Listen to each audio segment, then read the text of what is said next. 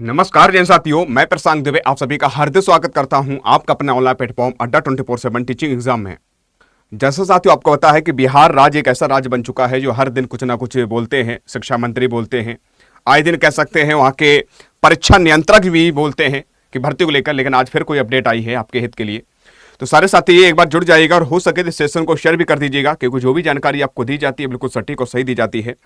तो साथियों आप देख रहे होंगे पीछे आज एजुकेशन मिनिस्टर जो बिहार राज्य के हैं मिथिलेश तिवारी जी के द्वारा बताया गया है कि आपके टोटल 1 लाख पदों पर होनी है, जो कि आपके 10 दिनों के अंदर सारी प्रक्रिया पूरी करवाएंगे, अध्याचन तैयार करके और नोटिफिकेशन देने की बात कही है।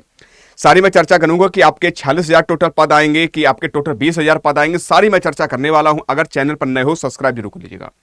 तो बीपीएससी टीआरई 4.0 लंबे समय से हम लोग इंतजार करें, हर दिन सोचते हैं कि वैकेंसी आ रही है, हर दिन सोचते हैं कि कुछ ना कुछ अपडेट आ रही है और कह सकते हैं लास्ट में कुछ नहीं निकलता हल, ठीक ना। लेकिन ये तो तय है, अब भर्ती आने के लिए पूरी संभावना है, क्योंकि अब आयोग कह सकते हैं साथ साथ प्रमुख सरकार भी इसके लिए कार्य कर रही है। न्यू अपडेट आई है कि साथियों कुल पद 20,000 होंगे या 46,000 होंगे, कितने पदों पर होने वाली है बहाली, क्या प्रक्रिया है, आज ही का अपडेट है साथियों। जो आपके एजुकेशन मिनिस्टर है, शिक्षा मंत्री जो है मिथिलेश तिवारी जी ने साफ शब्दों में कहा है कि शिक्षक बहाली तबादला जो आपके होने के लिए उनके लिए नीति लंबित मुकदमों के निष्पादन, मदरसों व संस्कृत विद्यालयों में जांच और बिहार में बीएचयू की शाखा खोलने को लेकर कई महत्वपूर्ण घोषणाएं की गई हैं।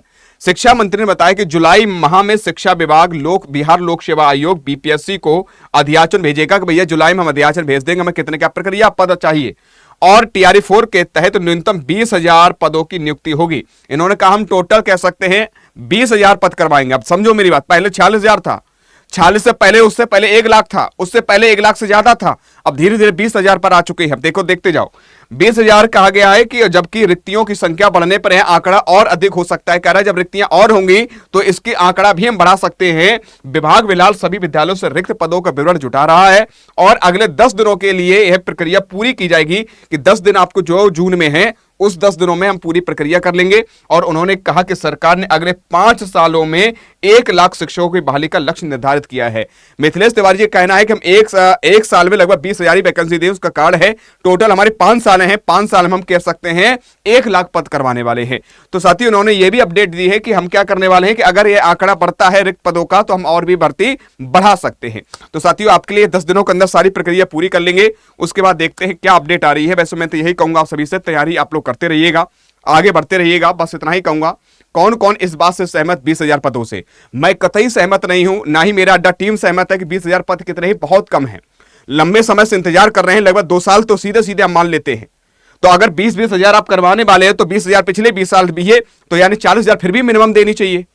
हालांकि 40,000 फिर भी कम है, ज्यादा ही देनी चाहिए। हम तो यही कहेंगे 20,000 से नहीं होगा, लगभग कह सकते हैं जो आपकी 46,000 प्लस भर्ती दीजिएगा तो ज्यादा बेस्ट रहेगा। पहली भर्ती ये अभी जो करवाने वाले हो, उसके बाद भले धीरे धीरे आप बढ़ाइएगा, 20,000 22,000 निकालिएगा, लेकिन पहली भर्ती बड़ी करवाइए, क्योंकि लंबे समय से बच्चे इंतजार कर रहे हैं।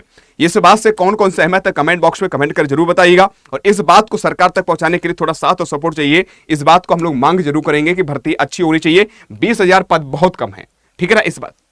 इस बात से कौन कौन सहमत है कमेंट बॉक्स में कमेंट करके जरूर बताइएगा और लाइक कर दीजिएगा। और अगर बात जानकारी सही लगी है तो सब्सक्राइब भी कर लीजिएगा चैनल को। आज के लिए इतना ही। जय हिंद, जय भारत।